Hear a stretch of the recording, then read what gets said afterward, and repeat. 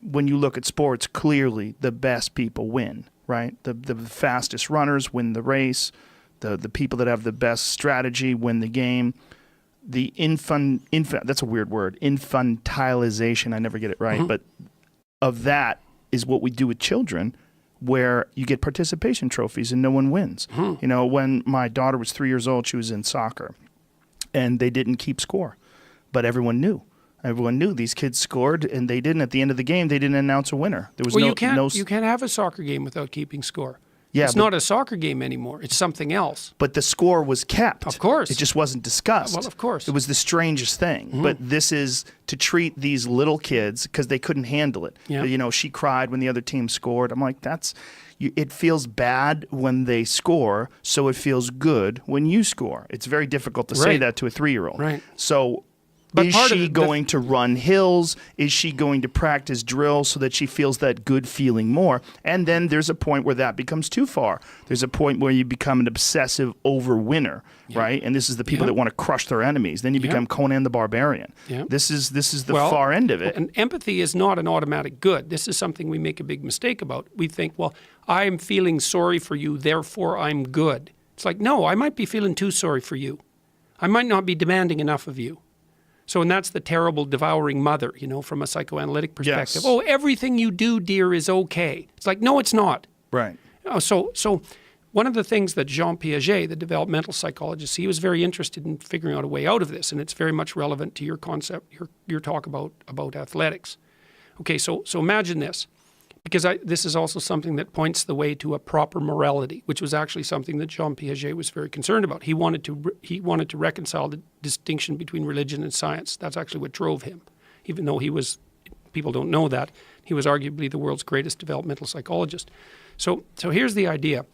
You know how you tell your kid to be a good sport?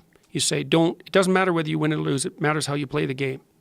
Okay, so I've been unpacking that in my lectures because it's really, really complicated. It's like you tell your kid that and they look at you and they think, well, what do you mean by that? Aren't I supposed to try to win? It's a soccer game. I'm supposed to win. And you say, well, yeah, you're supposed to win, but it doesn't matter whether you win or lose. It matters how you play the game. You know that that's right, but you don't know how to explain it to your kid. You say, well, you want to be a good sport. Okay, so imagine this. This is how it works. And this is crucially important. So, first of all, life is not a game. Even a game is not a game. Because a game is, most of the time, a game is the beginning of a series of games. So let's say that you're on a soccer team. Well, there's winning the game, but the game isn't the issue. The game is the whole series of games. So maybe the game is winning the championship. And winning the championship and winning a game are not the same thing. And the reason for that is, well, maybe if you want to win a game, the best thing to do is to let your star player make all the moves. But if you want to win a championship, maybe the best thing is for your star player to do everything he or she possibly can to develop all the other team members. That's a different strategy. And the reason it's different is because it iterates across time.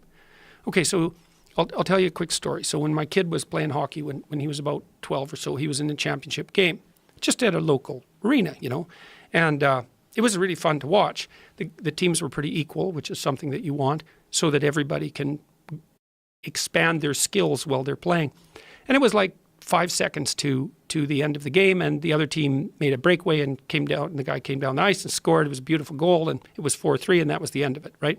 And on my kid's team, there was the kid who was the star, and he was a pretty good hockey player. He came off the ice, and he was very annoyed about what had happened. And he smashed his stick on the cement and was complaining about the refereeing and acting as if he'd been robbed. And his father came up, and instead of saying, "Get your act together, kid, that's no way to display yourself after a loss," he said, "Oh yeah, man, you were robbed, that the referees didn't ref right, and you played the best and you should have won." And I thought, you absolute son of a bitch, you're ruining your son.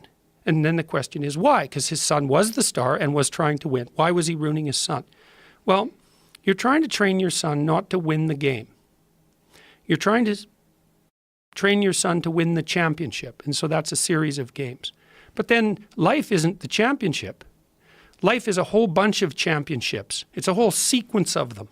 And so what you're actually trying to train your son to do is to be a contender in the entire series. And the way you do that is by helping him develop his character.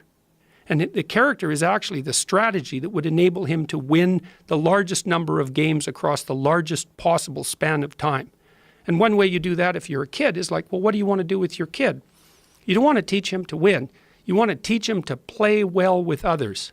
And that's to be reciprocal. So that means to try to win, but also to pay attention to developing the other people around him and not to put winning the game above everything at all times. So then he's fun to play with. And this is absolutely crucial. You can help your kid become fun to play with between the ages of 2 and the age of 4. If your kid is fun to play with, then what happens? Kids line up to play with him. And adults line up to teach him. And if kids line up to play with him, then he'll have friends his whole life. And he'll be socialized and he'll be invited to many games, some of which he'll win, all of which he'll be able to participate in. And if he's fun to play with, then adults will teach him things, and then he wins at life. And so when you say to your kid, it doesn't matter whether you win or lose, it matters how you play the game, what you're saying is, don't forget, kid, that what you're trying to do here is to do well at life. And you need to practice the strategies that enable you to do well at life while you're in any specific game. And you never want to compromise your ability to do well at life for the sake of winning a single game. And there's a deep ethic in that, and it's the ethic of reciprocity in games. Part of the reason that we're so obsessed with sports is because we like to see that dramatized, like the person we really admire as an athlete isn't only the person who wins. We don't like the narcissistic winners. They're winners, and that's a plus. But if they're narcissistic, they're not good team players, they're only out for themselves, then we think, well, you're a winner in the narrow sense, but your character is suspect. You're no role model, even though you're a winner. And it's because we're looking for something deeper. We're looking for the manifestation of character that allows you to win across the set of possible games. And that's a real thing. That's a real ethic. It's a fundamental ethic.